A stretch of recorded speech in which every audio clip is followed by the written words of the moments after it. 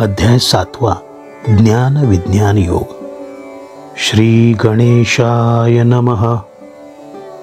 ऐका मग तो श्री अनंतू, पार्थाते असे म्हणतो, पैगा तू योगयुक्तो झालासी आता। मज समग्राते जाणसी ऐसे, आपुलिया तळहातीचे रत्न जैसे। तुझ ज्ञान सांगेन तैसे विज्ञानेसी। एथ विज्ञाने काय करावे, ऐसे घेसी जरी मनोभावे। तरी पै आधी जाणावे तेची लागे। मग ज्ञानाची ये वेळे, झाकती जाणीवेचे डोळे। जैसी तीरी नाव न ढळे, टेकली सांती। तैसी जाणीव जेथ निघे, विचार मागुता पाऊली निघे। तर्क आयणी नेघे अंगी जयाचा। श्रोते हो, भगवान श्रीकृष्ण अर्जुनाला काय म्हणाले ते आता तुम्हाला सांगतो। चित्त एकाग्र करून ऐका। तो अनंत भक्त श्रेष्ठ अर्जुनाला म्हणाला, पार्था, तू आता योगयुक्त झाला आहेस। तळहातावर ठेवलेले रत्न जसे आपण पूर्णपणाने न्याहाळतो ना, त्याप्रमाणे विज्ञान म्हणजेच प्रपंच ज्ञानासह आत्मज्ञान समजावून सांगेन। तुला कदाचित असे वाटेल की प्रापंचिक ज्ञान जाणून काय करायचे, तर तुला एकच सांगतो, त्या प्रापंचिक ज्ञानाला या मानवी आयुष्यात प्रथम समजून घेतले पाहिजे। एकदा का होडी किनाऱ्याला लागली की ती कधी हेलकावे खात नाही। एकदा का साधकाला आत्मज्ञान झाले की जाणीवेचे डोळे आपोआप मिटतात। विषयाला जाणून घेण्याचे ज्ञान संपुष्टात येते। भोवतीच्या मर्त्य जगाला जाणून घेण्याची जी बुद्धी, तिचा अंतःकरणात प्रवेशच होत नाही। विचारांचे पाऊल माघारी वळते। ह्या प्राप्त झालेल्या आत्मज्ञानापुढे तर्काचे चातुर्य चालत नाही। अर्जुना, तया नाव ज्ञान, येर प्रपंच हे विज्ञान। तेथ सत्य बुद्धी ते अज्ञान, हेही जाण।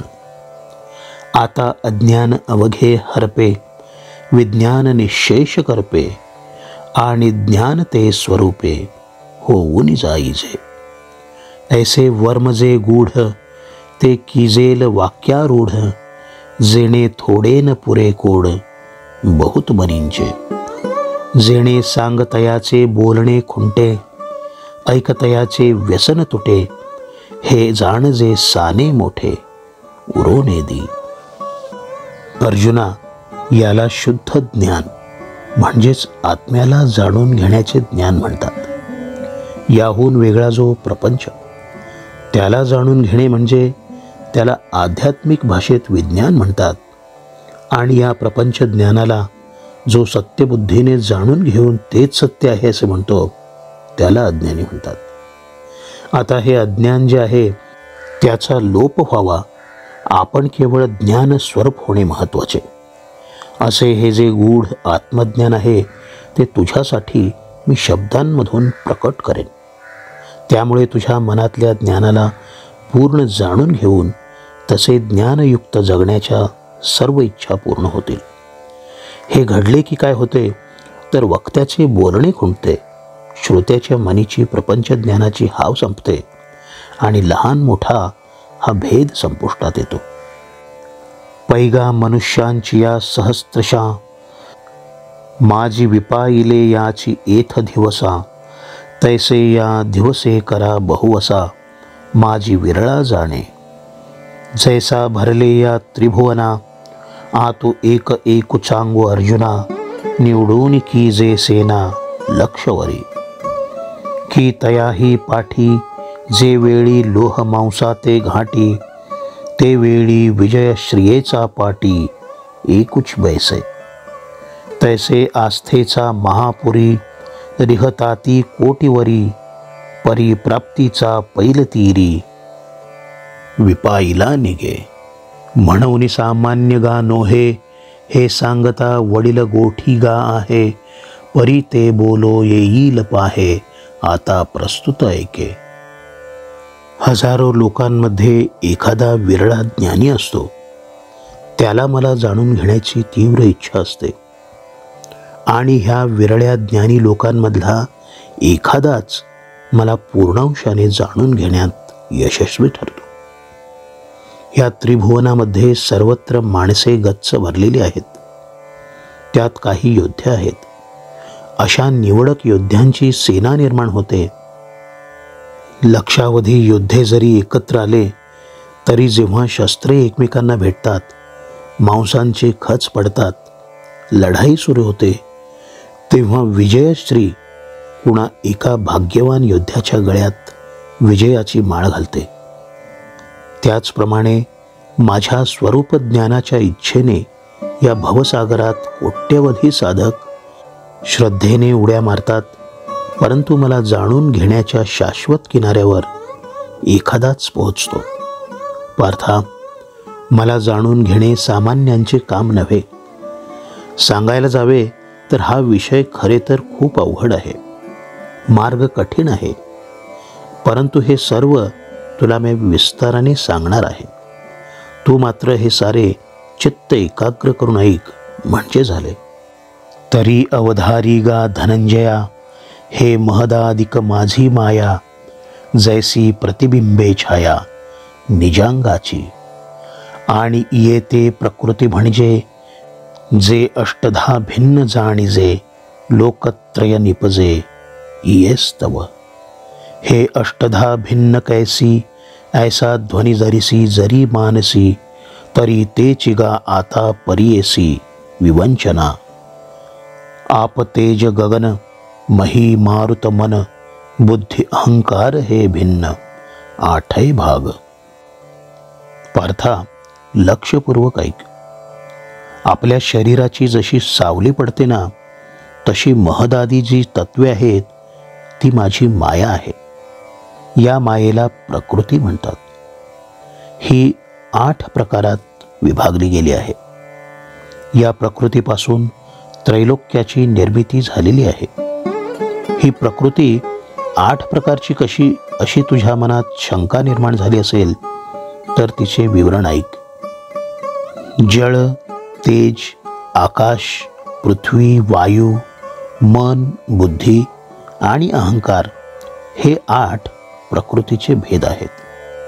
आणि या 8ची जे साम्यावस्था ते माझी परम प्रकृती पार्था, तिये नाम व्यवस्था जीव ऐसी. जे जडा ते जीववी, चेतने ते चेतवी, मना करवी मानवी शोकमोह. पै बुद्धीचा अंगी जाणणे, ते जिये चिये जवळिकेचे करणे, जिया अहंकाराचे निविंदाणे जगच धरिजे. या 8 प्रकारांमध्ये जी साम्यावस्था आहे ती माझी परमप्रकृती. तिला जीव असे नाव आहे. ती जड वस्तूला जीवन देते. जे चेतन आहे त्यात चैतन्य निर्माण करते आणि मनाला शोक आणि मोह अनुभवायला लावते. बुद्धीच्या ठायी जी जाणीव त्याला आकार देते आणि हिच्यामुळे निर्माण होणाऱ्या अहंकाराच्या कौशल्याने विश्व धारण केले जाते. या दृश्य विश्वाचे अस्तित्व या जीवामुळे सांभाळले जाते. ते सूक्ष्म प्रकृती कोडे, जय स्थूळाची या आंगा घडे, तैभूत सृष्टीची पडे टाकसाळ. चतुर्विधू ठसा उमटो लागे आपैसा, मोला तरी सरिसा परिथरची आनान. होती 84 लक्ष थरा, येरा मितिनेणीजे भांडारा, भरे आदिशून्याचा गाभारा नाणे आसी. ऐसे एक तुके 5 भौतिक, पडती बहुवस टाक, मग तिये समृद्धीचे लेख प्रकृतीची धरी. जे आखोनी नाणे विस्तारी, पाठी तयांची आटणी करी, माझी कर्मा कर्माची या व्यवहारी प्रवर्तु दावी. हे रूपक परी असो, सांगो उघड जैसे परी येसो, तरी नाम रूपाचा अतिसो प्रकृतीच कीजे. आणि प्रकृती तव माझा ठाई, बिंबे येथ आन नाही, म्हणून आदि मध्य अवसान पाही जगासी मी. ही स्थूल प्रकृती आवडीने स्थूलाच्या अंगाने विस्तार पावते, तेव्हा विविध प्रकारच्या प्राणीमात्रांची टाकसाळ सुरू होते. या टाकसाळीतून 4 प्रकारची सजीव सृष्टी आपापला स्वतंत्र ठसा घेऊन बाहेर पडते.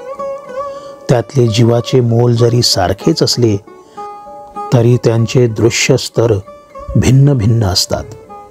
हे जे जीवांचे वेगवेगळे स्तर आहेत त्यांची संख्या 84 लक्ष आहे. असे हे एक प्रचंड भांडार आहे. दुसरी जी भांडारे आहेत त्यांची तर गणतीच नाही. अशा ह्या जीवरूपी विविध प्रकारच्या नाण्यांनी प्रकृतीच्या शून्याचा गाभारा भरून जातो.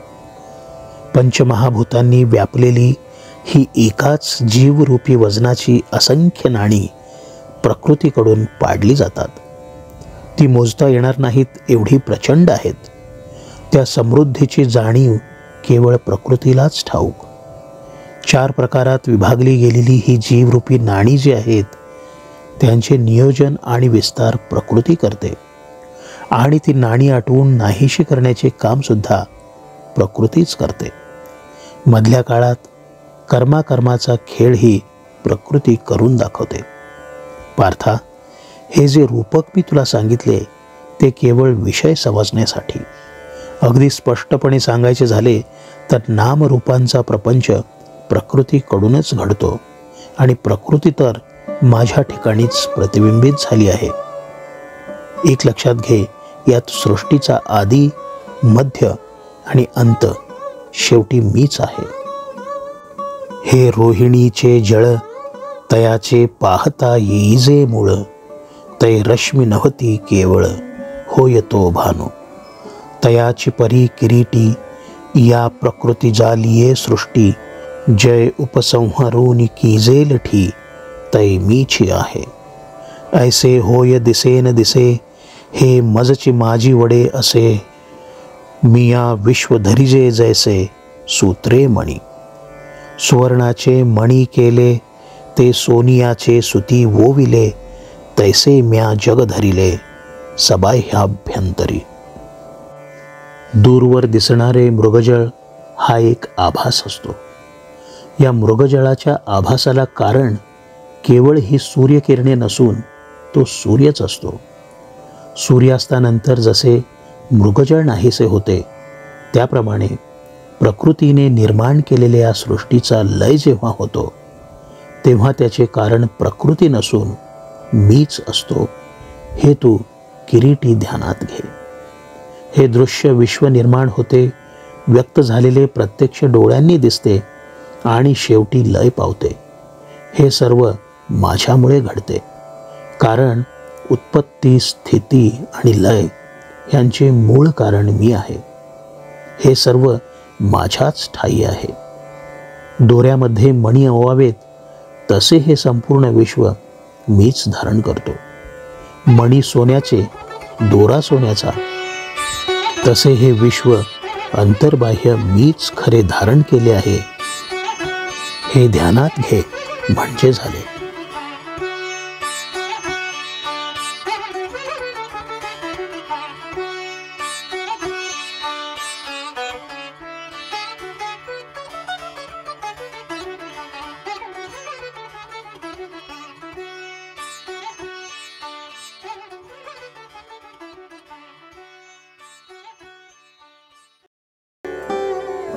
म्हणून उदकी रसो का पवनी जो स्पर्शो, शशी सूरी जो प्रकाशो, तो मीची जाण.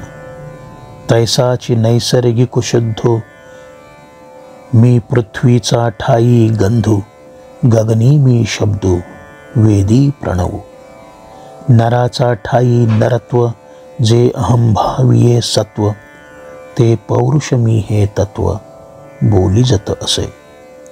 अग्नि ऐसे आहाच, तेजा नामाचे आहे कवच, ते परवते केलिया साच, निज तेज ती मे.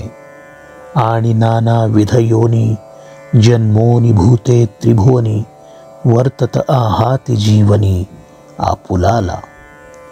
एके पवनेची पिती एके तृणास्तव जिती एके अन्नाधारे राहती झळे एके.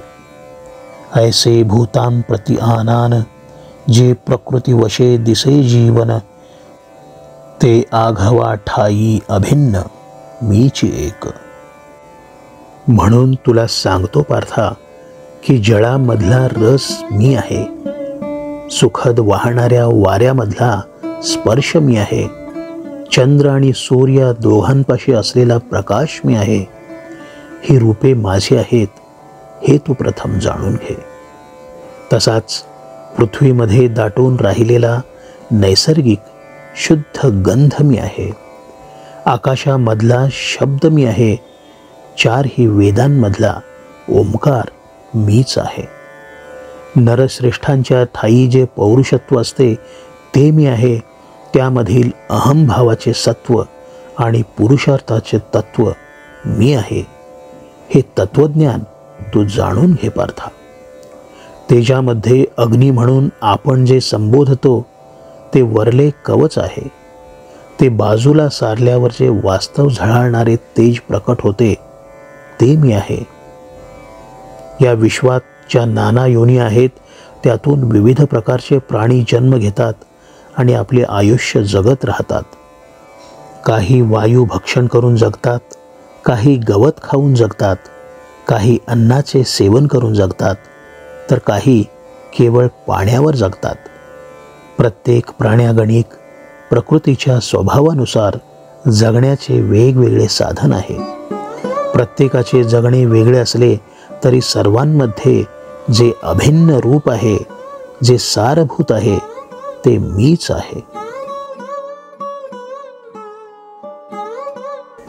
पै आधीचेनी अवसरे विरूढे गगनाचेनी अंकुरे जे अंती गिळी अक्षरे प्रणवपटींची. जव्हा विश्वाकार असे तव जे विश्वाची सारखे दिसे मग महाप्रळय दशे कैसेही नव्हे. ऐसे अनादि जे सहज ते मीगा विश्वबीज हे हातातळी तुझ देईजत असे. मग उघड करूनी पांडवा जय हे आणीसील सांख्याची गावा तययाचा उपेग बरवा देखशील. परी हे अप्रासंगिक आलाप आता असतून बोलो संक्षेप जाण तपयांचा ठाई तप ते स्वरूप माझे. बळयान माझी बळ ते मी जाणे अढळ बुद्धिमंती केवळ बुद्धी ते मी. भूतांचा ठाई कामू तो मी म्हणे आत्मारामू जेणे अर्थास्तव धर्मो थोरू होय. ह्या सृष्टीच्या प्रारंभकाळी जे आकाशरूपी अंकुराने विस्तार पावते आणि प्रळयसमयी प्रणवाच्या पटावरील अक्षरे गिळून टाकते. जोपर्यंत हा विश्वाकार आहे तोपर्यंत ते विश्वासारखे भासते, परंतु महाप्रलयाच्या वेळी मात्र ते कशासारखेही नसते. अरे पार्था, असे जे अनादी आणि स्वाभाविक असे जे विश्वबीज आहे ते मीच आहे. हे विश्वरहस्य मी तुझ्या तळहातावर ठेवतो. मी जे तुला आता सांगितले ते नीट समजून घेऊन तुझ्या बुद्धीच्या कक्षेत आणशील तरच त्याचा तू उत्कृष्ट अनुभव घेऊ शकशील. परंतु हे माझे अप्रासंगिक बोलणे तू बाजूला ठेव. विषयांतर होईल असे मी काही बोलणार नाही. तपस्वी ऋषींच्या ठाई जे तप आहे ते माझे रूपच समज. बलवंतांमधले अढळ बल मी आहे, बुद्धिमंतांमधली बुद्धी मी आहे. प्राणीमात्रांच्या ठिकाणी जो काम आहे, ज्या योगे अर्थापेक्षा धर्म श्रेष्ठ दिसतो तो काम मी आहे, असे भगवान श्रीकृष्ण अर्जुनाला म्हणाले.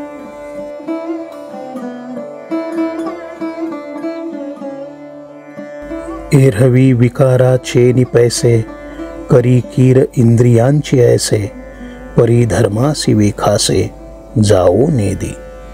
जो अप्रवृत्तीचा आव्हांटा सांडूनी विधीचिया निघे वाटा तेवींची नियमाचा दिवटा सवे चाले. काम ऐशिया वोजा प्रवर्ते, म्हणून धर्मासी होय पुरते. मोक्ष तीर्थींचे मुक्ते, संसार भोगी. जो श्रुती गौरवाचा मांडवी, कामसृष्टीचा वेलू वाढवी. जव कर्मफळेसी पालवी, अपवर्गी टेके. ऐसा नियतुका कंदर्पू, जो भूता या बीजरूपू. तो मी म्हणे बापू योगियांचा. हे एक एक किती सांगावे, आता वस्तुजातची आघवे. मजपासून जाणावे, विकारले असे. एरवी वासनेच्या प्रभावामुळे आपल्या इंद्रियास अनुकूल अशी कर्मे तो करतो, परंतु या सर्व कर्मांना धर्माच्या विरुद्ध जो जाऊ देत नाही, शास्त्राला निषिद्ध असलेल्या आडवाटेने न जाता जो शास्त्राप्रमाणे चालणाऱ्या धर्मवाटेने प्रवास करतो, तसेच नियमांचे पालन करतो, एका विलक्षण अशा सावधानतेने प्रवृत्त होऊन धर्माला अनुसरून कर्मे करीत धर्माची पूर्तता करतो, तो पुरुष मोक्ष तीर्थावरला जणू पाणीदार मोतीच. सर्व प्रकारचे कर्मभोग ल्यायलेला काम भोगतो. हा जो काम आहे तो वेदरूपी श्रेष्ठ मंडपावर सृष्टीची वेल वृद्धिंगत करतो. या वेलीला पालवी जी फुटते ती कर्मफलासहित मोक्षाला जाऊन भिडते. असा हा जो काम नियमबद्ध असतो की जो भूतमात्रांचा बीजरूप आहे तो मी आहे. पार्था, तुला मी काय सांगू आणि किती सांगू. हे सर्व पदार्थ मात्र जे आहेत, ही जी जीवसृष्टी आहे ती माझ्यापासून निर्माण झाली आहे, हे तू समजून घे.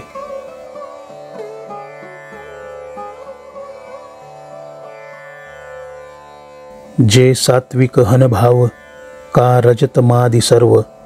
ते मम रूप संभव, ओळख तू. हे झाले तरी माझा ठाई, परितया माझी मी नाही. जैसी स्वप्नींचा डोही, जागृती न बुडे. ना तरी रसाची चिसुघट, जैशी बीज कणिका घनवट. परी तियस्तव होय काष्ठ, अंकुरद्वारे. मग तया काष्ठाचा ठाई, सांगपा बीजपण असे काही. तैसा मी विकारी नाही, जरी विकारला दिसे. पै गगनी उपजे आभाळ, परी तेथ गगन नाही केवळ. अथवा आभाळी होय सलिल, तेथ अभ्र नाही. मग तया उदकाचेनि आवेशे, प्रगटले तेज जे लखलखीत दिसे. तिये विजू माझी असे, सलिल काई. सांगे अग्निस्तव धूम होये, तिये धूमी काय अग्नी आहे. तैसा विकारू हा मी नोहे, जरी विकारला असे. सात्विक, राजस आणि तामस हे जे तीन विकार आहेत, तीन भाव आहेत, ते सर्व माझ्यापासून निर्माण झालेले आहेत. हे भाव जरी माझ्या ठाई असले तरी स्वप्नातील डोहामध्ये जसा जागा झालेला माणूस कधी बुडत नाही, त्याप्रमाणे मी या तीनही विकारांमध्ये कधी गुंतत नाही. या तीनही भावांमध्ये मी नाही. प्रत्येक बीजामध्ये गोठलेला रस असतो, त्या रसामधूनच संकुर फुटतो आणि काष्ठाचे रूप धारण करतो. परंतु त्या निर्माण झालेल्या काष्ठामध्ये बीजत्व असते काय? त्या काष्ठाप्रमाणे मी विकारमय झालेला दिसलो तरी मी त्या विकारांमध्ये नाही. आकाशात मेघमाला निर्माण होतात, परंतु मेघमालेत आकाश नसते. किंवा मेघात पाणी असते, परंतु पाण्यात मेघ नसतात. मेघांमध्ये जे पाणी असते त्यामुळे एक आवेग निर्माण होतो आणि एकदम लखलखीत तेजस्वी बीज जी खाली कोसळते तिच्यात तरी पाणी असते काय? मला सांग, अग्नीमुळे धूर निर्माण होतो, परंतु धुरामध्ये अग्नी असतो काय? अगदी तसेच पदार्थांमधले अस्तित्व मी आहे. मी विश्वरूपाने प्रकट झालो तरी मी या विश्वात नाही. म्हणजे काय? तर विश्वरूपाने मी विकार पावलो तरी मी काही विकार नाही.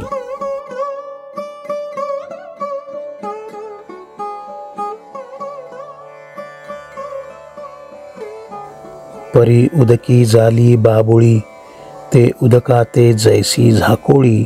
का वायाची आभाळी आकाश लोपे. हा का स्वप्न हे लटके म्हणोये, परिनिद्रा वशे बांडले होये.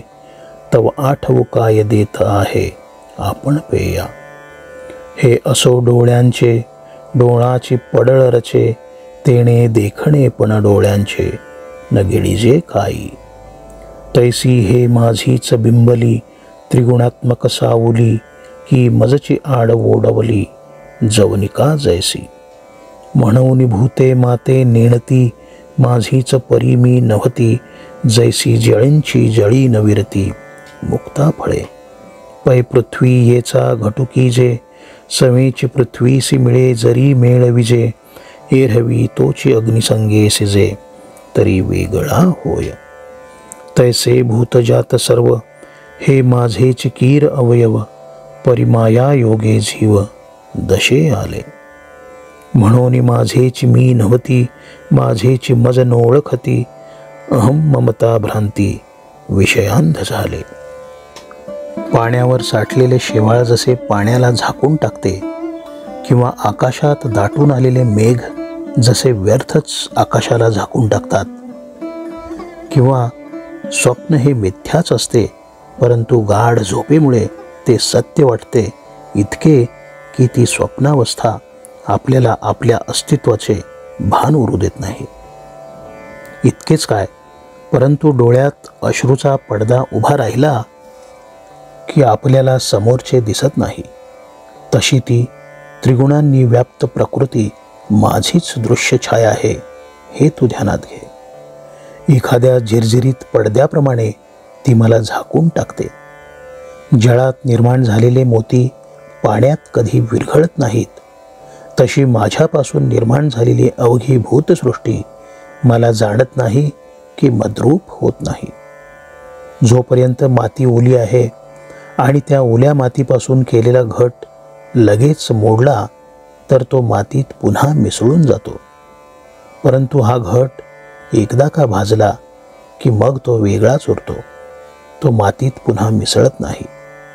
ही संपूर्ण भूतसृष्टी ही माझे अवयव आहेत, परंतु प्रकृतीच्या संपर्कात आल्यामुळे यांना जीवदशा प्राप्त झाली. म्हणून ही भूतसृष्टी माझी असून सुद्धा माझ्याशी एकरूप होत नाही, माझी असून सुद्धा मला ओळखत नाही. केवळ अहंकार आणि ममता यांची भूल पडल्यामुळे ते विषयांध झाले.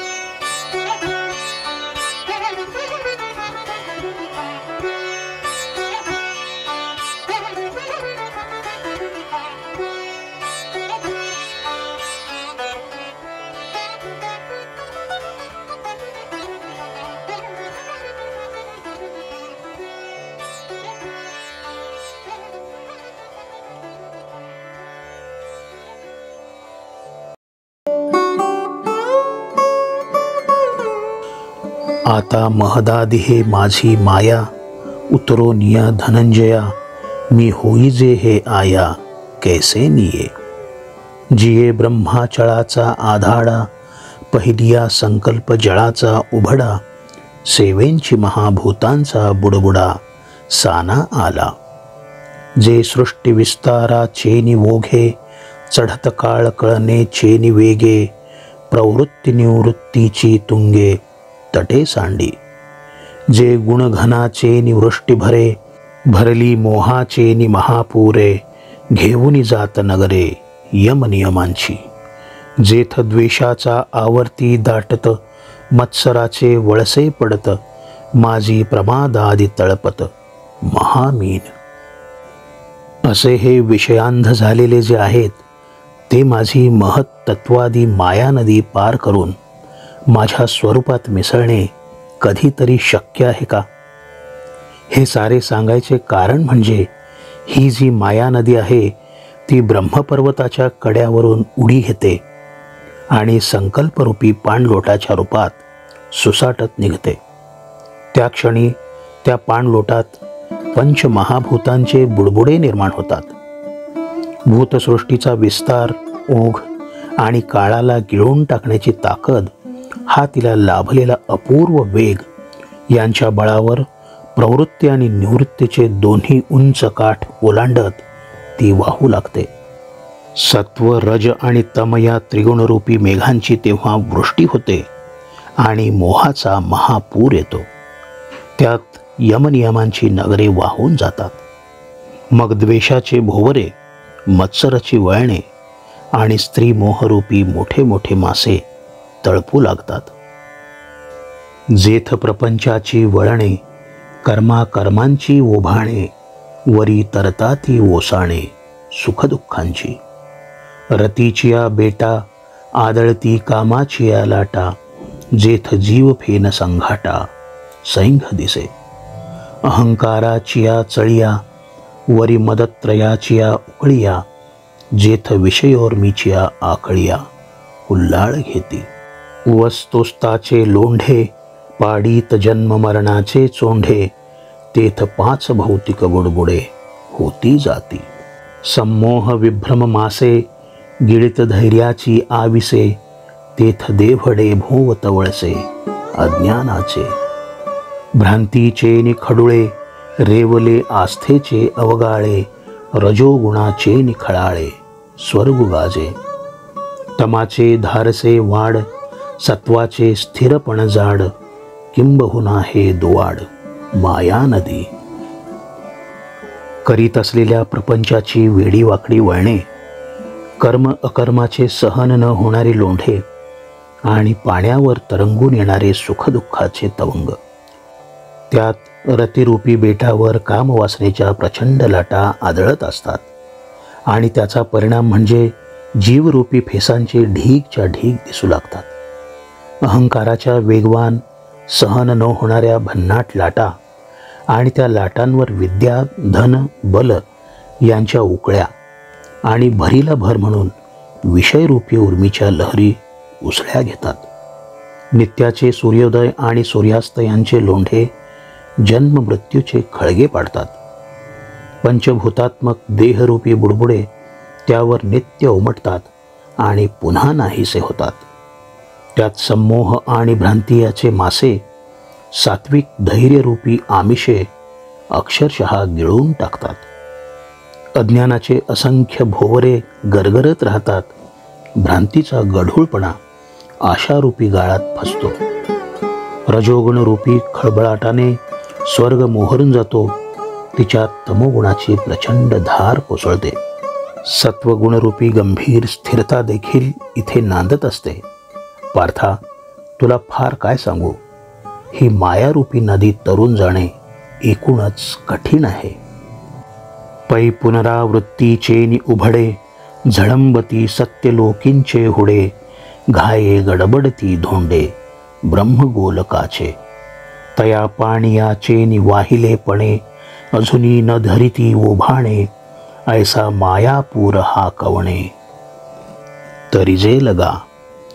येथ एक नवलावो, जो जो कीजे तरणो पावो, तो तो अपावो होय ते ऐक. एक स्वयं बुद्धीच्या बाही, रिगाले तयांची शुद्धीची नाही, एक जाणीवेचा डोही गर्वेची गिळिले. एकी वेदत्रयाचिया सांगडी, घेतलिया अहंभावाचिया धोंडी, ते मदमीनाचा तोंडी सगळेची गेले. जन्ममृत्यूच्या पुन्हा पुन्हा धडकणाऱ्या लाटांमुळे सत्यलोकीचे बुरुज कोसळतात. तिच्या धडकांमुळे ब्रह्मांडरूपी धोंडे गडगडत खाली येतात. माया नदीच्या जोरकस प्रवाहामुळे हा महापूर कोण रे ओलांडून जाणार? पार्था, एक आश्चर्य मात्र ऐकून ठेव की जो जो पैलतारी जाण्याचा प्रयत्न करावा तो तो अपयशच पदरी पडते. काही जण बुद्धीच्या बाहूच्या बळावर महापूर आलेल्या या महानदीत शिरले ते बेपत्ताच झाले. जे ज्ञानाच्या डोहात सापडले त्यांना गर्वाने गिळून टाकले. मग काही साधकांनी तिन्ही वेदांचे तराफे बरोबर घेतले, परंतु सोबत अहंकाराचा धोंडा गळ्याला बांधला म्हणून त्यांना मदरूपी मत्स्याच्या पोटी जावे लागले. एकी वयसेचे जाड बांधले, मग मन्मथाची कासे लागले, ते विषय मगरी सांडिले चघळून या. आता वृद्धाप्याचिया तरंगा, माझी मतिभ्रंशाचा जरंगा, तेणे कवळी जता ती पैगा चहूकडे. आणि शोकाचा कडा उपडत, क्रोधाचा आवर्ती दाटत, अपदागिधी चुंबिजत उधवला ठाई. मग दुःखाचे निबरबटे बोंबले, पाठी मरणाची ये रेवे रेवले, ऐसे कामाची ये कासे लागले, ते गेले वाया. एकी यजन क्रियेची पेटी, बांधोनी घातली पोटी, ते स्वर्ग सुखाचा कपाटी, शिरकोनी ठेले. एकी मोक्षी लागा वयाचिया आशा, केला कर्म बाह्यांचा भरवसा, परिते पडिले वळसा विधिनिषेधांचा. जेथ वैराग्याची नाव निरिगे, विवेकाचा तागान लगे, वरी काही तरो ये योगे, तरी विपाय येतो. ऐसे जीवाची ये आंगवणे, ये माया नदीचे उतरणे, हे कासया सारिखे बोलणे, म्हणावे पा. काहींनी आपल्या तारुण्याचा आधार घेत घट्ट कंबर बांधली आणि मदनाच्या आश्रयाला गेले. विषय लंपटतेच्या नादी लागले. त्यांना विषयरूपी मगरींनी अर्धवट चघळून टाकून दिले आणि पुढे या माया नदीतल्या म्हातारपणाच्या लाटेत हे सापडले. स्मृतिभ्रंशाच्या जाळ्यात ते पुढे अडकले. हे वृद्ध झालेले विषय लंपट पुढे दुःखरूपी खडकावर आपटले, क्रोधाच्या भोवऱ्यात अडकले. त्यातून डोके वर काढतात न काढतात तो त्यांना आपत्तीरूपी गिधाडांनी फाडून काढले. त्याचा दृश्य परिणाम असा की दुःखाच्या चिखलाने ते माखले जाऊन शेवटी मृत्यूरूपी रेताडात रुतून बसले. कामवासनेच्या चिखलात रुतणारे लोक शेवटी वाया जातात, हेच खरे रे पार्था. तुला आता दुसऱ्या लोकांची कहाणी सांगतो. काहींनी ही माया नदी तरून जाण्यासाठी यज्ञक्रियेचा ओंडका आपल्या पोटाशी घट्ट बांधला, परंतु पुढे ते स्वर्गसुखाच्या कपारीत अचानकपणे अडकले. दुसऱ्या काही लोकांनी मोक्षाच्या इच्छेने कर्मरूपी बाहूंचा घट्ट आधार घेतला, परंतु विधिनिषेधाच्या भोवऱ्यात गरगरा फिरू लागले, कारण त्या भोवऱ्यात ते आयतेच सापडले होते. पार्था, ज्या माया नदीत वैराग्याची होडी शिरत नाही की हातातला विवेकाचा वेळू माया नदीच्या तळापर्यंत पोहोचत नाही, परंतु अष्टांग योगाच्या बळावर हे लोक ही माया नदी तरून जाण्याचा प्रयत्न करतात, पण ते लोक खूप विरळे. जीवाच्या सामर्थ्याने ही माया नदी पार करून जाणे हे जे बोलणे आहे त्याला कसली रे उपमा देणार. जरी अपथ्यशिळा व्याधी, कळे साधूसी दुर्जनाची बुद्धी, की रागी सांडी रिद्धी आली सांती. जरी चोरा सभा दाटे, अथवा मीना गळू घोटे, ना तरी भेडा उलटे पिवसी जरी. पाडस वागुर करांडी, जरी मुंगी मेरू ओलांडी, तरी मायेची पैलथडी देखती जीव. म्हणून गा पंडसुता, जैसी सकामान जिणवेची वनिता, तैसी मायामय हे सरिता न तरवे जीवा. कुपथ्य करणाऱ्या रुग्णाला जर रोगाला आवरून धरता येईल, साधू पुरुषांना दुर्जनांच्या कुटील नीतीचा ठाव लागेल, किंवा लोभी माणसाने दारी आलेली संपत्ती लोटून दिली, चोरांना न्यायसभेवर ताबा मिळवता आला, माशांना गळ गिळता आला, किंवा घाबरट माणूस भूतांच्या अंगावर धावून गेला, हरणीच्या पाडसाला अडकलेल्या जाळ्यातून जाळे कुरतडून बाहेर पडता आले, मुंगी जर मेरू पर्वत ओलांडू शकली, तरच विषयांध प्राणी मात्र ही माया नदी ओलांडून जाऊ शकतील. म्हणून पार्था, तुला सांगतो, ज्याप्रमाणे स्त्रीलंपट पुरुषाला आपल्या मादक बायकोला आपल्या धाकात ठेवता येत नाही, त्याप्रमाणे ही माया नदी विषयांधांना ओलांडता येत नाही. येथ एकच लीला तरले, जे सर्व भावे मज भजले, तया ऐलीच थडिये सरले माया जळ. जया सद्गुरु तारू पुढे, जे अनुभवाची कासे गाढे, जया आत्मनिवेदन थरांडे आकळले. जे अहंभावाचे ओझे सांडुनी विकल्पाचिया झुळका चुकावुनी अनुरागाचा निरुतावुनी पाणी ढळू. जया ऐक्याचिया उतारा बोधाचा जोडला तारा मग निवृत्तीचिया पैल तीरा झेपावले जे.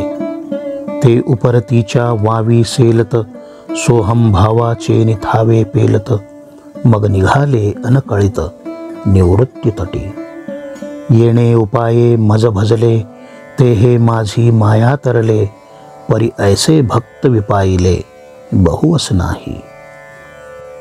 जे मला अनन्य भावाने शरण येतात, जे माझ्याच भजनात अष्टप्रहर दंग राहतात, जे माझ्याच नामस्मरणात प्रत्येक श्वास गुंफतात, ते ही माया नदीत तरून जातात. तुला सत्य सांगतो पार्था, या माझ्या सद्भक्तांना पैल तीरावर जावेच लागत नाही. ऐल तीरावरच या माया नदीचे जळ संपलेले असते. चालत चालत ते पैल तीरावर सहजपणे पोहोचतात. ज्यांना सद्गुरू रूपी नावाडी सापडला आहे, ज्यांच्यापाशी आत्मानुभव आहे, ज्यांना आत्मबोधाचा तराफा सापडला आहे, ज्यांनी आपल्या माथ्यावरचे अहंकाराचे जड ओझे अक्षरशः फेकून दिले आहे, ज्यांनी संकल्प विकल्पांच्या फेऱ्या चुकवल्या, आसक्तीरूपी प्रेमाच्या प्रवाहाची दिशा टाळली, ज्यांना ऐक्यरूपी उताराच्या ठिकाणी ज्ञानाचा पाय उतार सापडला आणि नंतर जे निवृत्तीरूपी पैलथडीला जवळ करण्यासाठी त्या दिशेने झेपावले, ज्यांनी वैराग्यरूपी बाहूंच्या सहाय्याने ही माया नदी पार केली, सोहम भावाच्या बळावर आपला तोल सांभाळला, ते शेवटी निवृत्तीरूपी तीराला सहजपणे पोहोचले. अशा प्रकारे ज्यांनी माझी भक्ती केली ते ही माया नदी पार करून गेले. परंतु पार्था, असे परमभक्त फार थोडे विरळ असतात.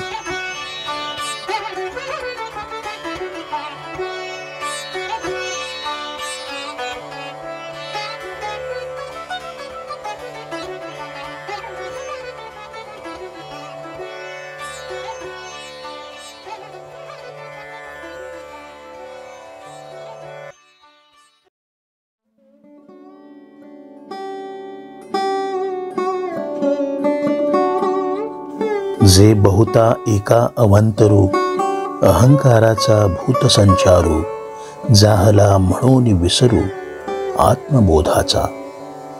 ते वेळी नियमाचे वस्त्र नाठवे पुढीले अधोगतीची लाज नेणवे आणि करितात जेन करावे वेदू म्हणे. पाहे पा शरीराचिया गावा जया लागी आले पांडवा तो कार्यार्थ आघवा सांडूनिया. इंद्रिया ग्रामींचा राजबिदी अहम ममतेचिया जल्पवादी विकारांतरांची मांदी मेळविताती. दुःख शोकांचा घाई मारिली याची सेची नाही हे सांगावया कारण काही जे ग्रासिले माया. म्हणून ते माते चुकले आईका चतुर्विध मज भजले जिही आत्महित केले वाढते गा. तो पहिला आर्तू म्हणजे दुसरा जिज्ञासू बोलिजे तिच्या अर्थार्थी जाणिजे ज्ञानिया चौथा. या मर्त्य जगात जगणाऱ्या कित्येक माणसांना अहंकाररूपी पिशाचाने अक्षरशः झपाटलेले असते. त्यामुळे होते काय तर त्यांना आत्म्याच्या साक्षीने हे आयुष्य जगायचे असते याचा पूर्ण विसर पडलेला असतो. मानवी आयुष्य काही आदर्श नियमांनी घालून दिलेल्या मार्गावरून वाटचाल करीत परमेश्वरी चिंतनात रममाण होत व्यस्त करायचे असते. परंतु या नियमरूपी वस्त्रांचे भान या अहंकारी लोकांना राहत नाही. त्यामुळे भविष्यकालीन अधःपाताची शरम त्यांना वाटत नाही. इतकेच काय तर वेदांनी जे करू नये असे आवर्जून सांगितले त्याचे पालन मात्र हे अज्ञानी अहंकारी लोक बिनधास्तपणे हौसेने करतात. वास्तविक पाहता भगवंताने हा जो मानवी देह मोक्षाच्या दिशेने वाटचाल करण्यासाठी दिला, त्यासाठी हे जीव देहरूपी गावात राहायला आले, ते पार विसरून अपेक्षित कर्तव्यांचा त्याग करून इंद्रियरूपी नगरातल्या रस्त्यावर नग्नपणे उभे राहून मीपणाच्या आरोळ्या ठोकतात. दुःख शोकांचे कितीही प्रापंचिक घाव अंगावर पडले, कितीही दुःखभार सहन करावा लागला, तरी त्याची आठवण या अहंकारी लोकांना अजिबात राहत नाही. हे सारे सांगण्याचे कारण असे की हे दुर्दैवी अहंकारी जीव मायेच्या आणि ममतेच्या मगरमिठीत सापडलेले असतात. त्यामुळे ते मला पूर्णपणे विसरतात, ते मला अंतरतात. परंतु ज्यांनी आत्महित साधण्याचा प्रयत्न केला, असे 4 प्रकारचे भक्त असतात. त्यातला पहिला आर्तभक्त केवळ प्रपंचात अडचणींचे डोंगर कोसळतात म्हणून तो माझी भक्ती करतो. दुसरा मला जाणून घेण्याची मनपूर्वक इच्छा धरणारा जिज्ञासू भक्त. तिसरा द्रव्यादी लाभ व्हावा म्हणून माझी भक्ती करणारा. आणि चौथा ज्ञानी भक्त, केवळ ज्ञान मार्गाने मला जाणून घेणारा.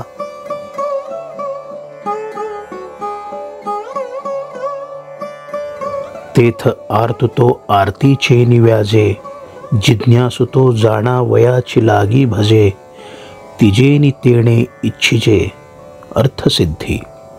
मग चौथियाचा ठाई काहीची करणे नाही, म्हणून भक्तू एक पाही ज्ञानिया जो.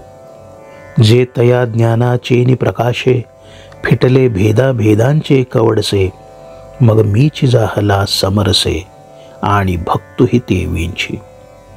परी आणिकांची ये दिठी नावेक, जैसा स्फटिकुची आभासे उदक, तैसा ज्ञानी नव्हे कौतुक सांगता तो.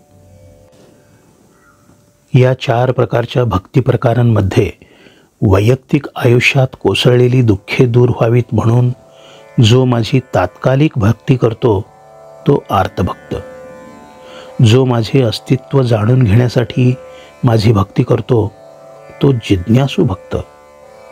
आणि तिसरा जो असतो त्याला द्रव्यलाभ हवा असतो म्हणून माझी भक्ती करतो.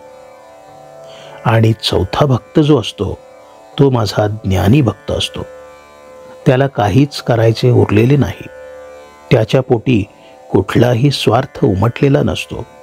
तो माझा खरा भक्त असतो.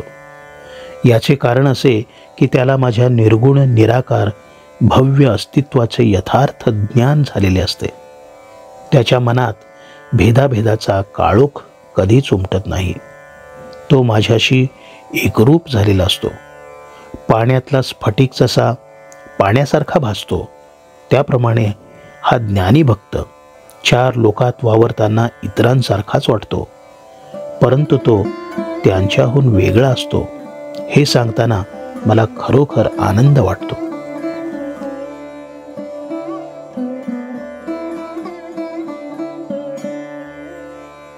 जैसा वारा का गगनी विरे, मग वारे पण वेगळे नुरे, ते विभक्त हे पैज नसरे, जरी ऐक्या आला. जरी पवनु हालवुनी पाहिजे, तरी गगना वेगळा देखिजे, एरहवी गगन तो सहजे, असे जैसे. तैसे शरीरे हनकर्मे, तो भक्त ऐसा गमे, परी अंतरे प्रतीती धर्मे, मीच जाहला. आणि ज्ञानाचेनी उजळलेपणे, मी आत्मा ऐसे तो जाणे, म्हणून मीही तैसेंची म्हणे, उचंबळला सांता. हागा जीवा पहिली कडिलिये खुणे, जो पावोनी वावरो ही जाणे, तो देहाचेनी वेगळेपणे, काय वेगळा होय. वाहणारा वारा आकाशात विरला की त्याला स्वतःचे स्वतंत्र अस्तित्व राहत नाही. त्याप्रमाणे एकदा का भक्त माझ्याशी एकरूप झाला की तो आणि मी एकच जरी होऊन गेलो तरी त्याचे भक्त हे बिरुद कधी संपत नाही. कसे ते तुला सांगतो. वारा जरी गगनात विरून गेला तरी पंख्याने हलवला की वाऱ्याची सुखद जाणीव होते. तो गगना वेगळा करता येतो, परंतु तो खरे तर हे वरले आकाश म्हणजे वायू हे आपल्या लक्षात येतेच ना. देहाने जरी सर्व तऱ्हेची कर्मे करणारा माझा भक्त माझ्याहून वेगळा वाटला तरी तो आंतरिक अनुभवाने मीच होऊन गेलेला असतो. ज्ञानमार्गाने तो मला येऊन मिळाल्यामुळे तो आत्म्याच्या साक्षीने प्रत्येक कृत्य मलाच समर्पण करतो. त्यामुळे मी माझ्या भक्ताला प्रेमाने तो भक्त माझेच रूप आहे असे म्हणतो. जीवाच्या पलीकडील ती आत्म्याची खूण आहे. ती एकदा अंगी बांधल्यावर सुद्धा जो भक्तीचा व्यवहार करू जाणतो तो देहाने वेगळा असला तरी तो माझ्याहून कधी वेगळा होईल का?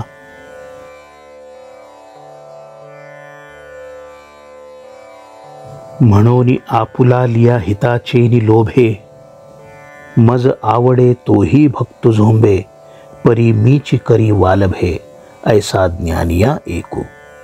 पाहे पा दुभते याचिया आशा, जगची धेनुसी करिता हे फासा, परी दोरे विण कैसा वत्साचा बळी. काजे तनु मनु प्राणे, ते आणिक काहीची नेणे, देखे तया ते म्हणे, हे मायाची की माझी.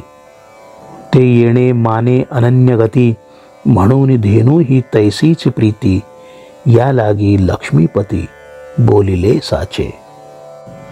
आपल्या मनातल्या इच्छा आकांक्षा पूर्ण व्हाव्यात म्हणून कोणीही माझी भक्ती करतो, पूजा करतो, यात नवल ते काहीच नाही. परंतु मला ज्ञानी भक्त खूप प्रिय असतो. मी ज्ञानी भक्तावर प्रेम करतो. दूध हवे म्हणून गाईला घट्ट बांधून ठेवणारे खूप असतात. गाईच्या लाथा बसू नयेत म्हणून तिच्या पायाला दोरीचा फास अडकवतात.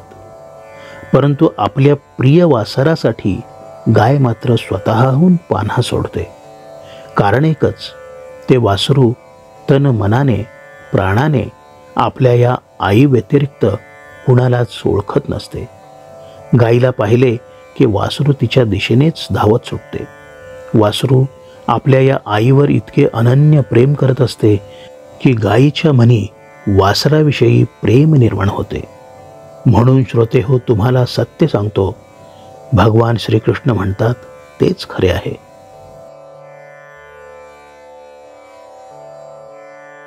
हे असो मग म्हणितले, जे का तुझ सांगितले, तेही भक्त भले पढियंते आम्हा. परी जाणो निया माते, जो पाहो विसरला मागवते, जैसे सागरा येऊनी सरिते, मुरडावे ठेले. तैसी अंतःकरण कुहरी उपजली, जयाची प्रतीती गंगा मज मिनली, तो मी हे काय बोली फार करू. एरहवी ज्ञानिया जो म्हणजे, तो चैतन्याचे केवळ माझे, हे न म्हणावे परी काय कीजे, न बोलणे बोलो. भगवान श्रीकृष्ण अर्जुनाला म्हणू लागले, पार्था, तुला एवढेच सांगावेसे वाटते की मागे तुला मी जे वर्णन करून सांगितले ते सर्वच भक्त मला प्रिय आहेत. परंतु माझ्या निर्गुण निराकार अस्तित्वाविषयी ज्यांना पूर्णांशाने ज्ञान झाले आहे ते प्रपंच आणि प्रापंचिक संदर्भ पूर्णपणे विसरून जातात. नदी जशी एकदा का समुद्राला जाऊन मिळाली की ती जशी माघारी वळत नाही, तसे ह्या ज्ञानी भक्तांचे होते. ज्या परमभक्तांच्या अंतःकरणाच्या गुहेतून अनुभवरूपी गंगा येऊन मला प्रेमाने धक्के मारू लागते, ते भक्त मीच होऊन जातात. त्यांच्याविषयी मी किती रे बोलू. पार्था, जो ज्ञानी भक्त असतो तो माझे केवळ चैतन्यच असतो. खरे तर हा काही बोलण्याचा विषय नाही, परंतु बोलल्या वाचून राहवत नाही म्हणून मी एवढे बोललो.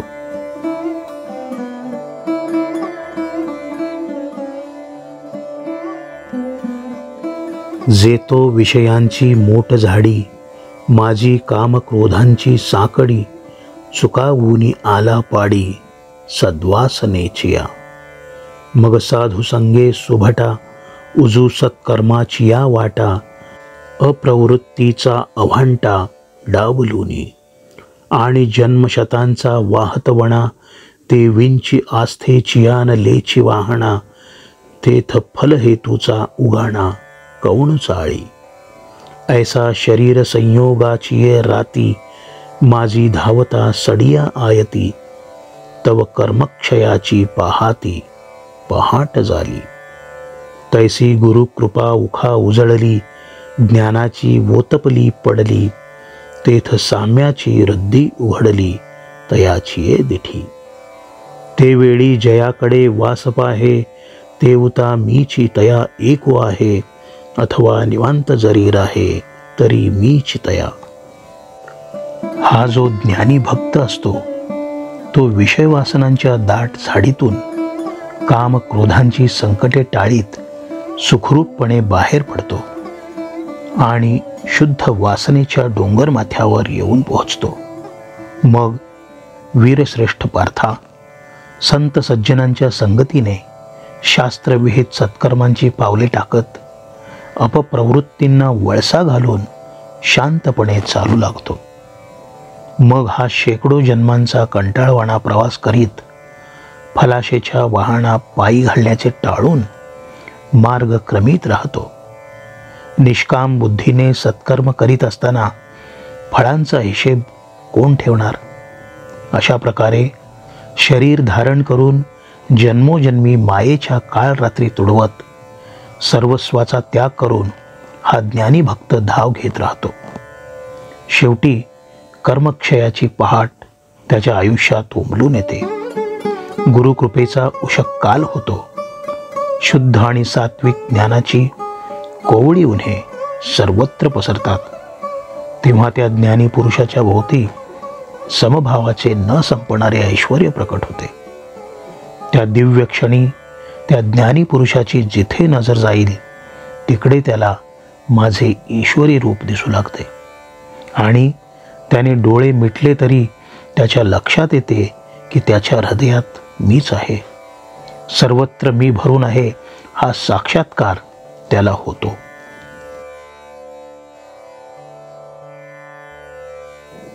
हे असो आणिक काही, तया सर्वत्र मी वाचून नाही. जैसे सबाह्य जळ डोही, बुडालिया घटा. तैसा तो मज भीतरी, मी तया आत बाहेरी.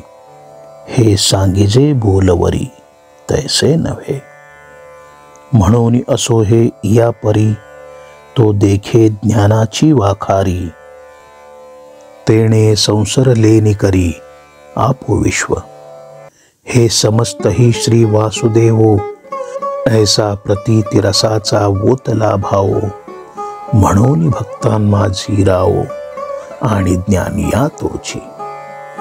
जयाची ये प्रतीतीचा वाखोरा, पवाड होय चराचरा. तो महात्मा धनुर्धरा, दुर्लभो आथी. येर बहुजोडती किरीटी, जयांची भजने भोगासाठी. जे आशा तिमिरे दृष्टी, विषयांध झाले.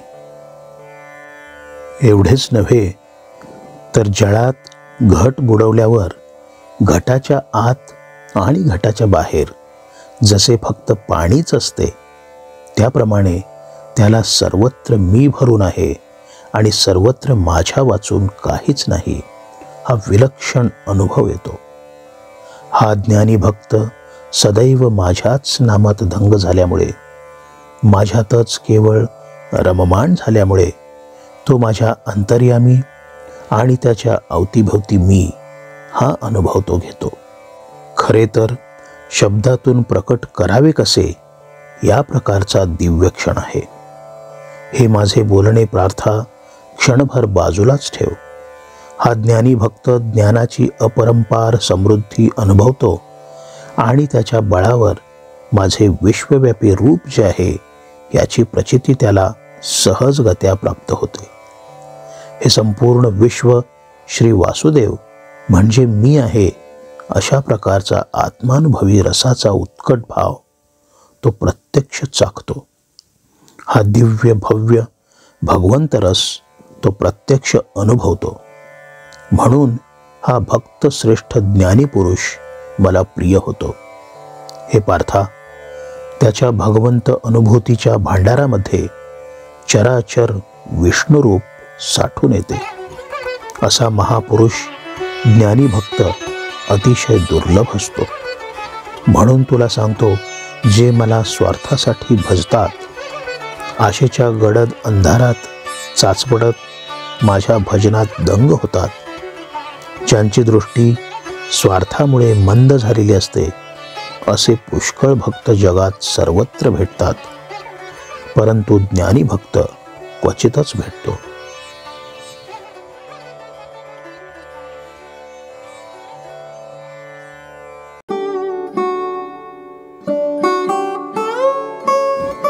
आणि फळाची हावा हृदयी कामा जाला रिगावा, की तयाची घसणी दिवा ज्ञानाचा गेला.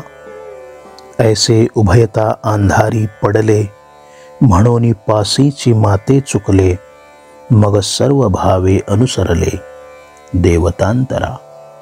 आधीच प्रकृतीचे पायक, वरी भोगा लागी तव रंक, मग तेणे लोलुप्पे कौतुक कैसे भजती.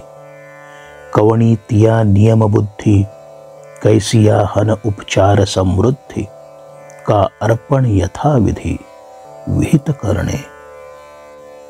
ज्यांची भक्ती केवळ भोग भोगण्यासाठीच असते, त्यांच्या मनी कर्मफलाची अपरंपार ओढ निर्माण होते. त्याचा परिणाम असा होतो की त्यांच्या हृदयात कामवासनेचा प्रवेश होतो आणि त्यामुळे ज्ञानाचा दिवा विझून जातो.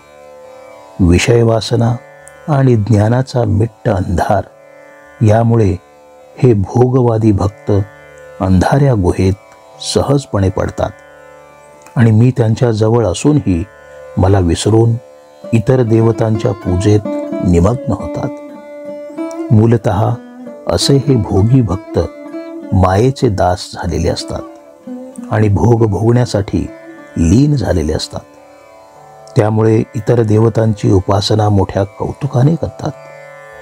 ह्या पूजेत दंग झाल्यामुळे स्वतःच नियमात बांधले जातात. पूजा सामग्रीचे अवडंबर माजवतात आणि अर्पण बुद्धीने शास्त्रोक्तपणे द्रव्य अर्पण करतात.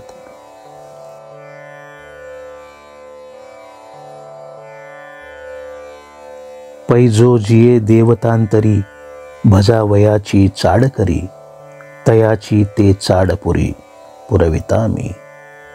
देवो देवी मीच पाही, हाही निश्चय त्यासी नाही, भाव ते ठाई वेगळाला धरी. जो भक्त ज्या देवतेची उपासना मनी बाळगतो, त्याची ती इच्छा मी पूर्ण करतो. कारण प्रत्येक देवतेमध्ये माझेच वास्तव्य आहे. परंतु मनी कामना बाळगून भक्ती करणाऱ्या या सर्व भक्तांना हे कळत नाही की त्या देवतेमध्ये माझेच वास्तव्य आहे. म्हणून प्रत्येक देवतेप्रमाणे भक्तांच्या मनात सतत वेगळाले भाव उमटतात आणि त्यांच्या उपासनेची पद्धती बदलते.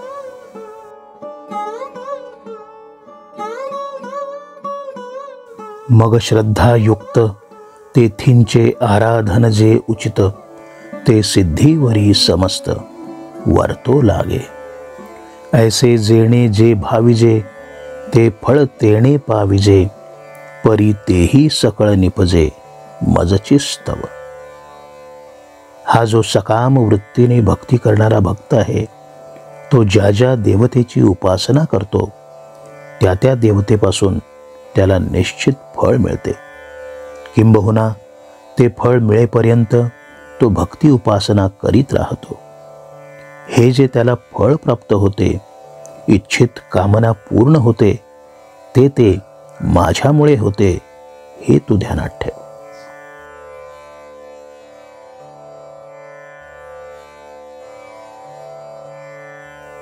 परी ते भक्त माते नेणती, जे कल्पने बाहेरी न निघती, म्हणून कल्पित फळ पावती अंतवंत.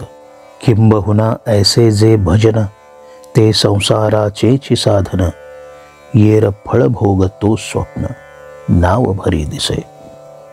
हे असो परवते मग हो का आवडते, परी यजी जो देवतांते तो देवत्वासीची येर तनुमन प्राणी, जे निरंतर माझे याची वाहणी, ते देहाच्या निर्वाणी मीची होती.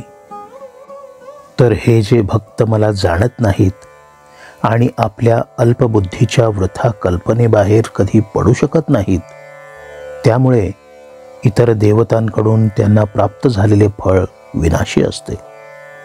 किंबहुना मी असे म्हणेन की त्यांना जे नाशवंत फळ प्राप्त होते ते त्यांना जन्म मृत्यूच्या दुष्टचक्रात पुन्हा अडकवते.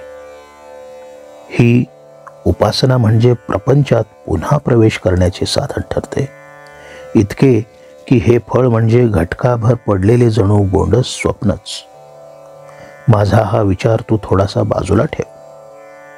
हा भक्त ज्या देवतेची उपासना करतो त्या देवतेच्या स्वरूपाला जाऊन मिळतो. उरलेले जे निष्काम कर्मयोगात दंग राहून माझ्या उपासनेत स्वतःला विसरून जातात, ज्यांनी तन मन धनाने माझी उपासना केलेली असते, ते देहमुक्तीनंतर माझ्यात एकरूप होऊन जातात.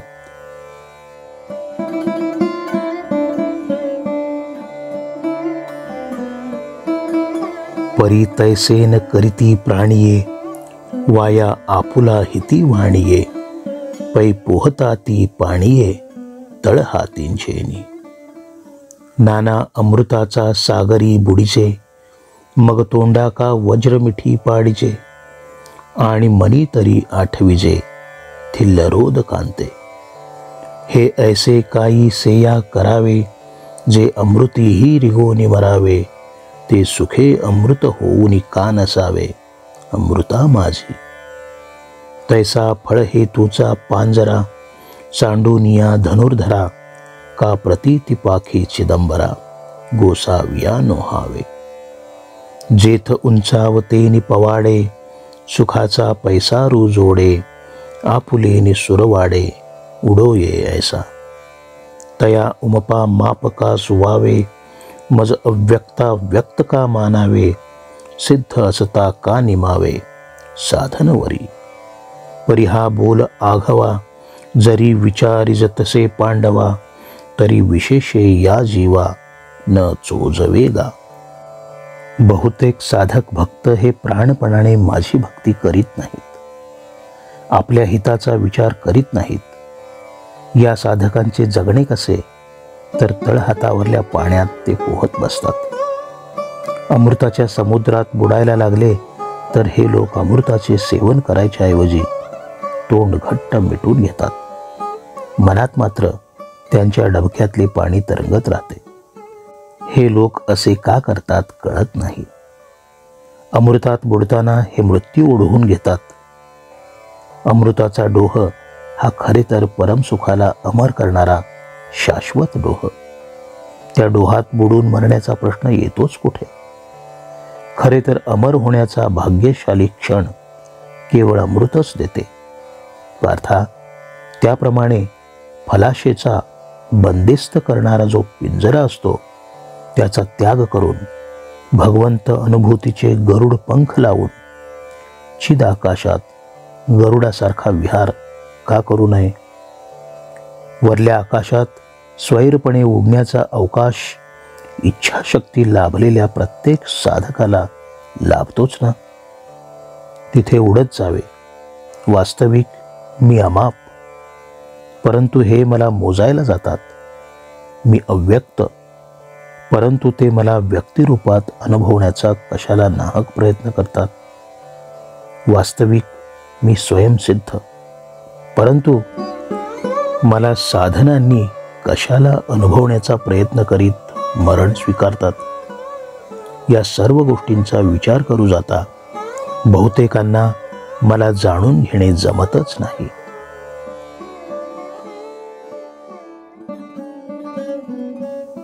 काजे योग माया पडळे, हे झाले आहाती आंधळे, म्हणून प्रकाशाचे नेही देह बळे, न देखती माते. एरहवी मी नसे ऐसे, काही वस्तुजात असे, पाहे पा कवण जळ रसे, रहित आहे.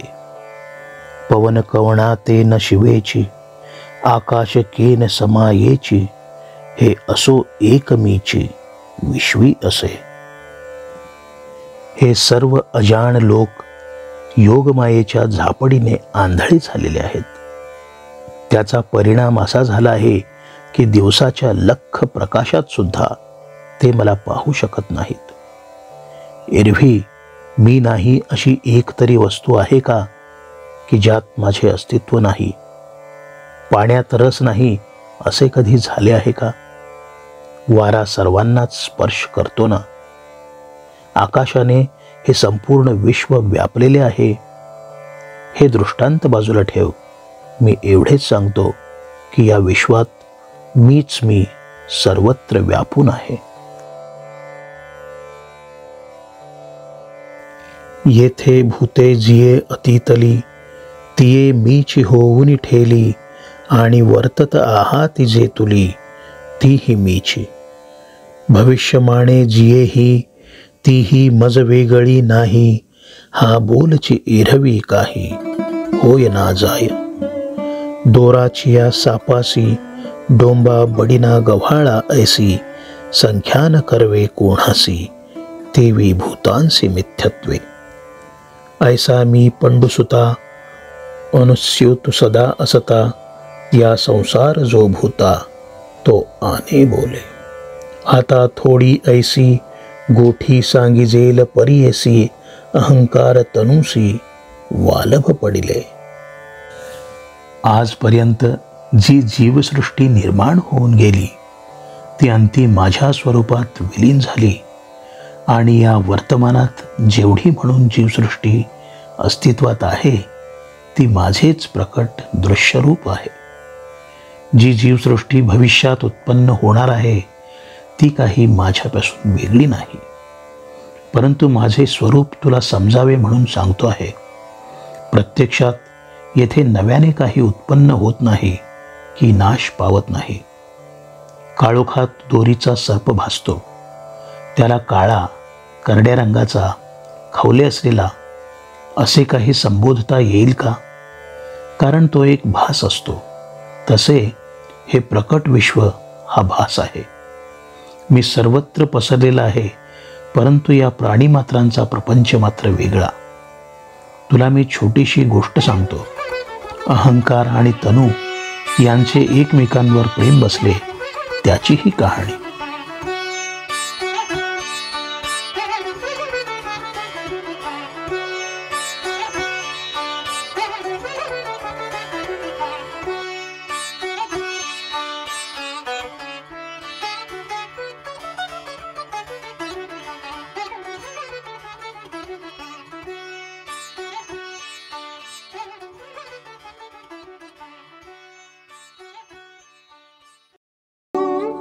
तै इच्छा हे कुमारी झाली, मग ते कामाची या तारुण्या आली, तेथ द्वेषेसी मांडिली वऱ्हाडिक.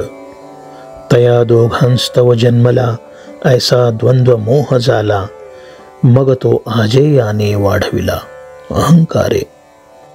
जो धृतीसी सदा प्रतिकूळू, नियमाही नागवे सळू, आशारसे दोन दिलू, झाला सांता. असंतुष्टीचिया मदिरा, मत्त होवोनी धनुर्धरा, विषयांचा ओवरा, विकृतीसी असे.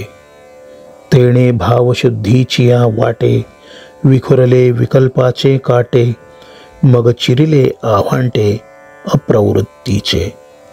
तेणे भूते भांबावली, म्हणून संसाराचिया आडवा माझी पडिली, मग महादुःखाचा घेतली दांडेवरी.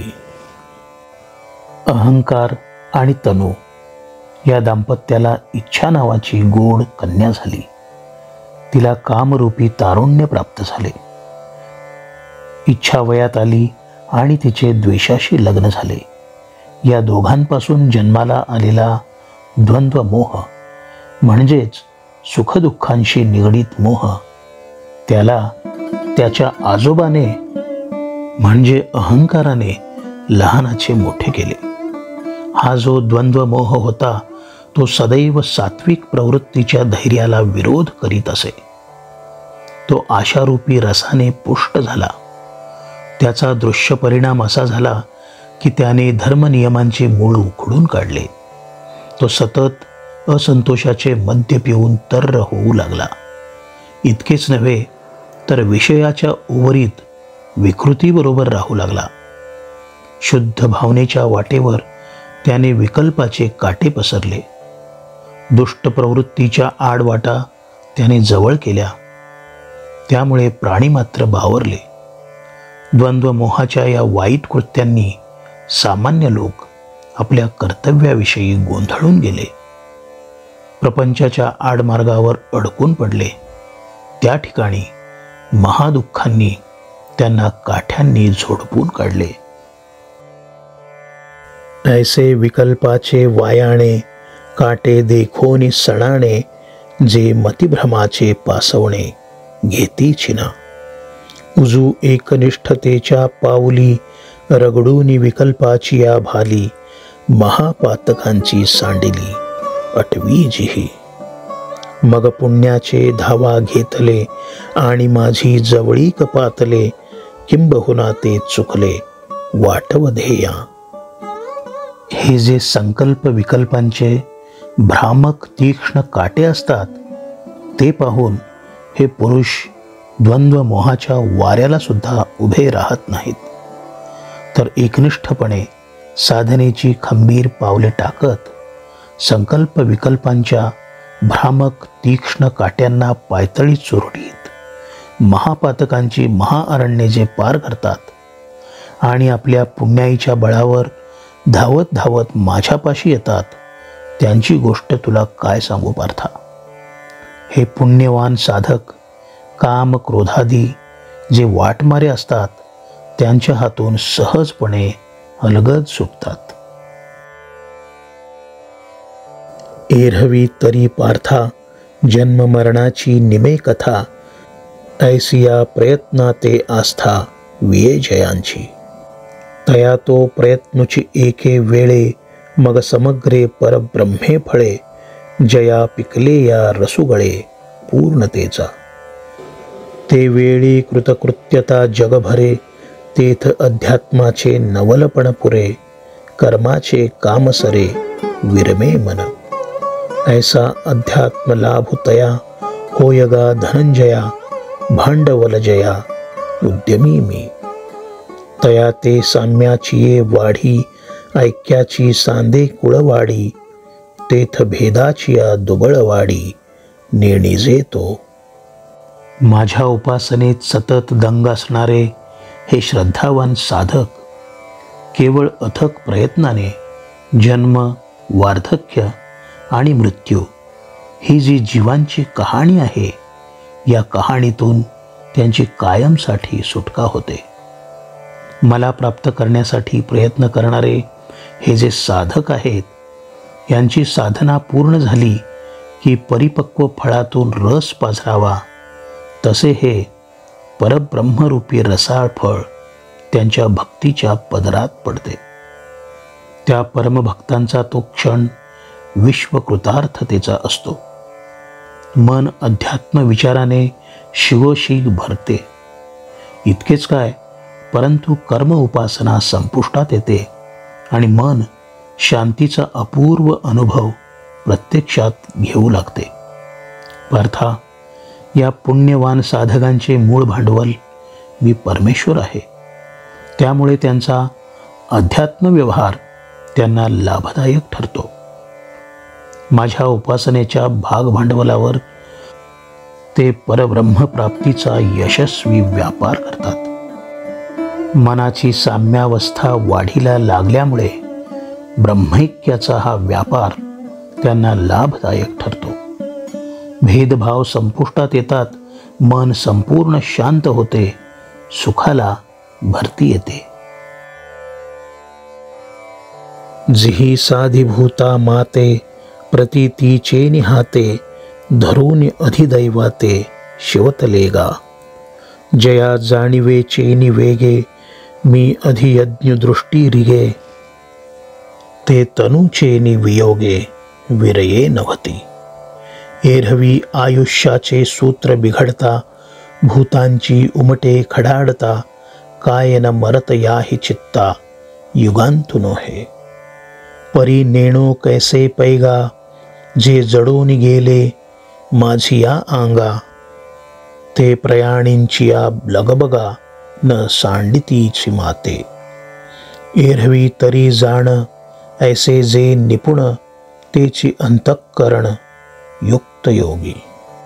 ज्यांनी मला आत्मानुभूतीच्या हाताने आधी भौतिकाला धरून आधी दैविक अशा मला स्पर्श केला आणि ज्यांना पूर्ण ज्ञानाच्या बळावर माझे अधियज्ञ म्हणजेच परब्रह्मरूप दिसू लागले, ते भाग्यवान साधक देहपतनाच्या क्षणी व्याकुळ तर होत नाहीतच, परंतु महत्त्वाचा मुद्दा काय तर देहपतनानंतर ते मलाच येऊन मिळतात.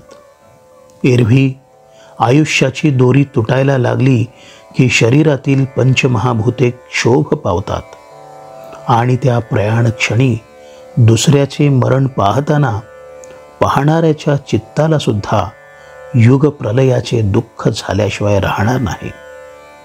परंतु तू एक लक्षात घे की ज्ञानी भक्ताच्या मृत्यूसाठी हे जीव गडबडत नाहीत, ते मलाच येऊन मिळतात. कारण प्रयाणाच्या वेळीसुद्धा त्यांचे माझ्याबरोबर अनुसंधान असते, म्हणून ते मला विसरत नाहीत. जे माझ्या स्वरूपात पूर्णपणे दंग झालेले असतात तेच खरे तर योगी पुरुष असतात, कारण त्यांच्या अंतःकरणात मीच वास्तव्य करून असतो. तव ये शब्द कुपिके तळी, नोडवेची अवधानाची अंजुळी, जे नावेक अर्जुन तये वेळी मागाची होता. जेथ तद्ब्रह्म वाक्य फळे, जिये नानार्थ रसे रसाळे, बहका ते आहाती परिमळे भावाचेनी. सहज कृपा मंदा निळे, कृष्ण द्रुमाची वचन फळे, अर्जुन श्रवणाची एक होळे अवचित पडिली. तिये प्रमेयाचीच होका वळली, की ब्रह्मरसाचा सागरी, चुबुकळिली मग तैसीच का घोळिली परमानंदे. तेणे बर्वेपणे निर्मळे, अर्जुना उन्मेषाचे डोहळे, घेता ती गळाळे विस्मयामृताचे. तिया सुख संपत्ती जोडलिया, मग स्वर्गा वाती वाकुलिया, हृदयाचा जीवी गुतकुलिया होत आहाती. श्रोते हो, भगवान श्रीकृष्ण आपल्या शब्दकुपीतून अमृतमयी वाणीरस केवळ भक्तश्रेष्ठ अर्जुनासाठी अक्षरशः ओतीत होते. परंतु अर्जुनाला मात्र आपली अवधानरूपी ओंजळ ओतल्या जाणाऱ्या वाणीरसाखाली धरताच येईना, कारण तो भगवंताच्या उपदेश अमृतात न्हात असताना मागेच रेंगाळत होता.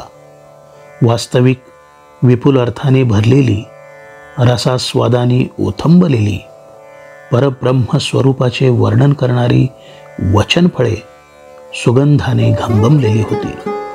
ती फळे खरे तर श्रीकृष्णरूपी कल्पवृक्षाची होती. अचानक ही वचनफळे भक्तश्रेष्ठ अर्जुनाच्या कर्णरूपी झोळीत टपकली. त्यावेळी भगवंत कृपेचा मंद वारा वाहू लागला होता आणि श्रीकृष्णरूपी कल्पवृक्ष डोलू लागला होता.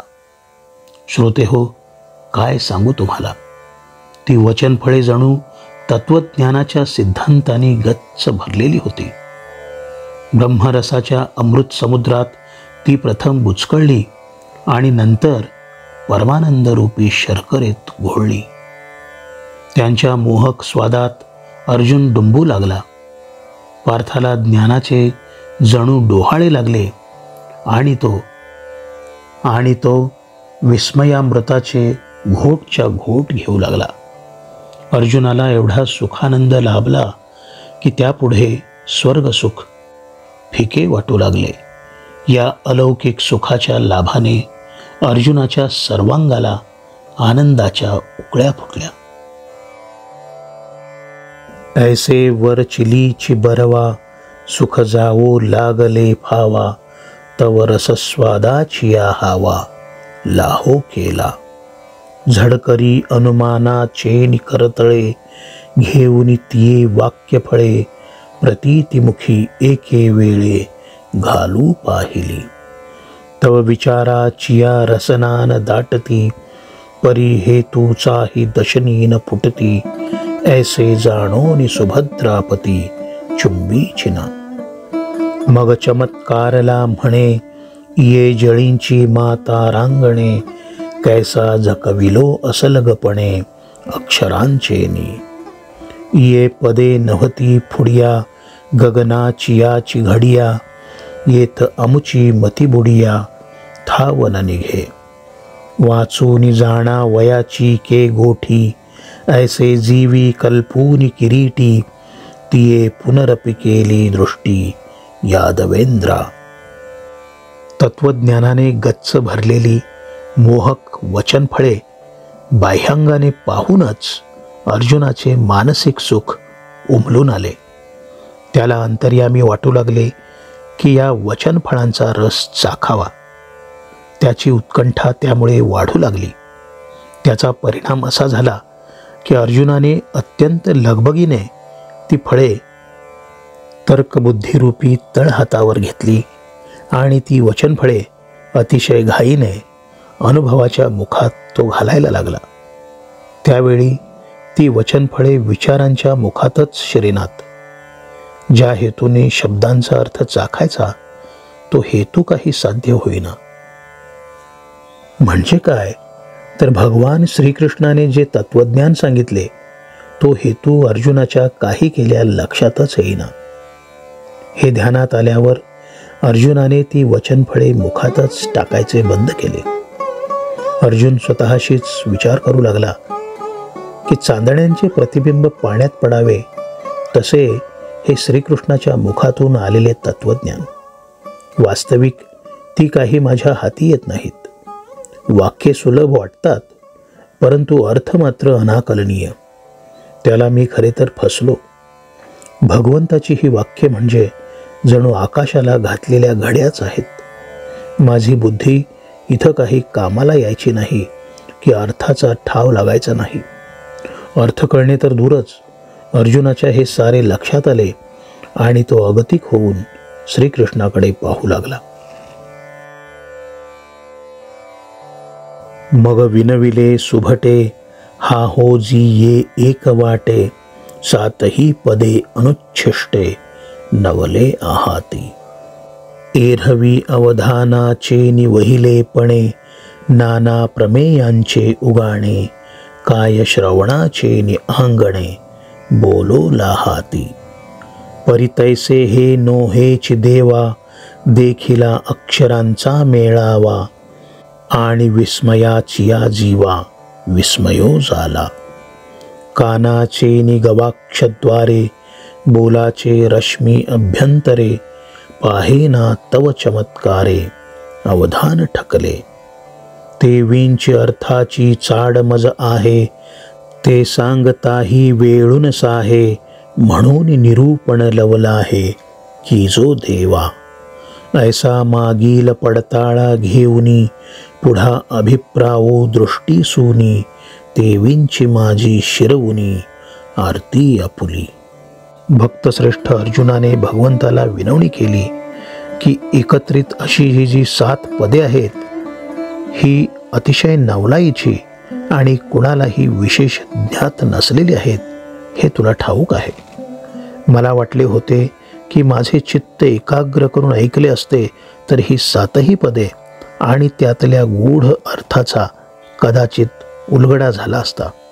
कारण आजपर्यंत अनेक सिद्धांतांचा उलगडा केवळ श्रवणाने झाला होता. परंतु तो माझा अनुभव यावेळी सिद्धीस गेला नाही. मी केवळ अक्षरांचा मेळावा पाहिला आणि विस्मयाने थक्क झालो. खरे सांगायचे तर आश्चर्याला आश्चर्य वाटावे असे तुझे ज्ञान भारले बोलणे होते. मी केवळ श्रवणेंद्रियाने ऐकले, त्यातल्या अर्थाचा मला अजिबात उलगडा झाला नाही. श्रवणांच्या गवाक्षातून तुझ्या अप्रतिम स्वरांचे अमृत भारले किरण गेले. तेथे त्यातला अर्थ काही अंतःकरणापर्यंत पोहोचलाच नाही. मी केवळ विस्मय पावलो. तेथे माझे ध्यान थबकले. आता मला गूढार्थ समजून घ्यायचा आहे. हे सांगताना होणारा क्षणभराचा खोळंबा सुद्धा मला सहन होत नाही.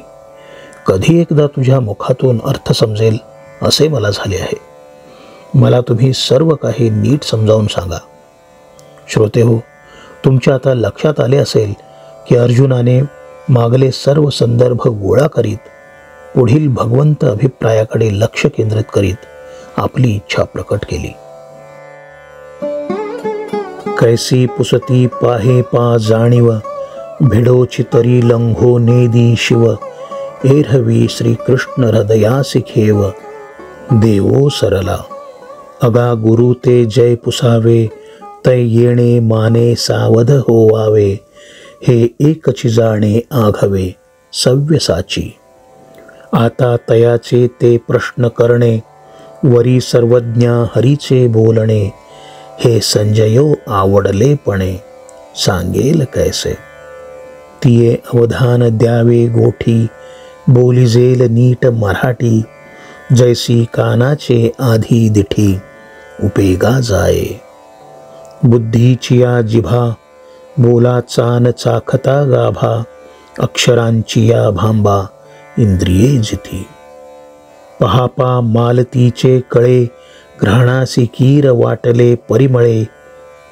परिवर चिली बरवा काही डोळे, सुखिये नव्हती, तैसे देशिये चिया हवावा, इंद्रिये करीती राणीवा, मग प्रमेयाचिया गावा, लेसा जाईजे, ऐसे निनागरपणे, बोल निमे ते बोलणे, ऐका ज्ञानदेव म्हणे निवृत्तीचा.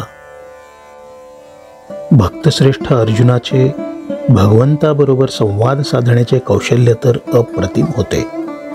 आपल्या मनातली जिज्ञासा तो फार अदबीने प्रकट करायचा. तो कधीही आपल्या मर्यादांची सीमा चुकूनही ओलांडायचा नाही. त्याचे भगवंत प्रेम एवढे वाहते होते की त्याने श्रीकृष्णाच्या हृदयाला केव्हाच गाढ आलिंगन दिले होते. श्रोते हो, तुम्ही एक गोष्ट ध्यानात घ्या की सद्गुरूला प्रश्न विचारायचे असतील, शंका विचारायच्या असतील तर शिष्याला खूप सावध असावे लागते, नम्र राहावे लागते. याचे मर्म सव्यसाची अर्जुनाला ठाऊक होते. अशा शिष्योत्तम अर्जुनाचे भगवंताला प्रश्न विचारणे आणि सर्वज्ञ श्रीहरीचे अप्रतिम उत्तर देणे हे तुम्ही संजय कसे प्रसन्नपणे आणि अतिशय प्रेमाने आता सांगणार आहे, त्याकडे तुम्ही तुमचे चित्त केंद्रित करा. हे तुम्ही अवधान देऊ नये का? हे सारे मी आता तुम्हाला सोप्या मराठी भाषेत सांगणार आहे. कसे तर श्रवणेंद्रियांनी ऐकण्यापूर्वी अप्रतिम असे दृश्य अगोदर दृष्टीला पडावे ना, अगदी तसे हे आता सांगितले जाईल. बुद्धिरूपी जिभेने माझ्या बोलण्यातल्या एकूणच आशयाचा गाभा चाखण्यापूर्वीच केवळ या माझ्या शब्दांमधील अक्षर सौंदर्य तुमच्या सर्व इंद्रियांना आनंद देईल. मालती फुलाच्या मकळ्यांमधून सुगंध सुटलेला असतोच, घ्राणेंद्रिय त्याचा मनसोक्त आस्वाद घेतात, परंतु दृष्टीला सुद्धा या कळ्या सुख देतातच ना. त्याप्रमाणे प्रकट होणाऱ्या मराठी भाषेतून भाष्य असे काही सिद्ध स्वरूप होईल की आपली सर्व ज्ञानेंद्रिय राज्य वैभव भोगतील. त्यातून सहजपणे बाहेर येणाऱ्या सिद्धांतांना सुखाने अनुभवता येईल. श्रोते हो, मी श्री निवृत्तीनाथांचा परमशिष्य ज्ञानदेव तुम्हाला अतिशय नम्रतेने सांगतो आहे की माझ्या या मराठी भाषेतून प्रकट होणाऱ्या ब्रह्मतत्वाने तुमचे मन निश्चितपणे शांत होईल. तुम्ही फक्त अवधान द्या. सार्थ श्री ज्ञानेश्वरी 7वा अध्याय समाप्त.